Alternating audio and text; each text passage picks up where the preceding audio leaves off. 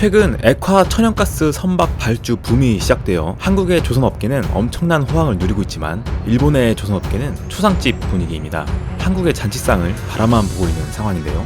세계 최대 LNG 수출국인 중동의 카타르는 앞으로 10년 동안 100여 척 규모의 LNG선을 대량 주문하기로 하고 발주를 시작했습니다. 조선업계 호황은 이렇게 시작되는데요. LNG를 나르는 LNG 운반선과 LNG를 연료로 사용하는 LNG 추진선의 수주도 잇따르면서 그 흐름세가 예사롭지 않습니다. LNG 프로젝트는 카타르에서 모잠비크, 러시아도 진행할 예정이어서 LNG 수요는 계속해서 증가할 전망입니다. 이런 상황이지만 일본의 조선업체들은 전혀 웃지 못하고 있습니다. 한국의 LNG 선박 건조 능력이 일본보다 압도적으로 월등하고 가격이 싸기 때문인데요. 조선도 다른 제조업과 마찬가지로 대량으로 생산할 때 가격이 싸지고 품질이 좋아진다고 합니다. 연속 건조 능력에서 한국은 연간 10에서 20척을 만드는 반면 일본은 몇 척 정도에 그치기 때문에 경쟁 자체가 힘들다는 것입니다.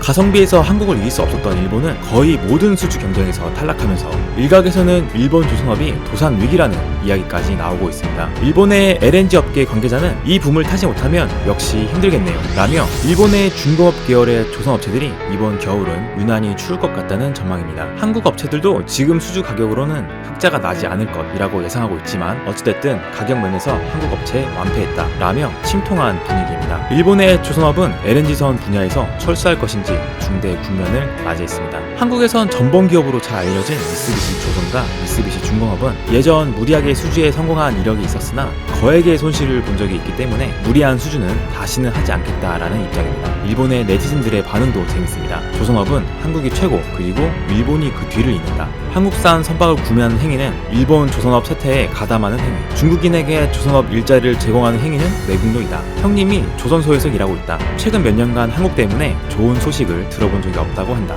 일본 조선업체는 살아남기 위해 안간힘을 쓰고 있다. 한국이 어쨌든 강하다. 저 가격으로 팔아 겨우 3년 만에 LNG 점유율을 단번에 장악한 것은 칭찬할 만하다 라며 한국에 패배한 것은 어쩔 수 없다는 분위기입니다.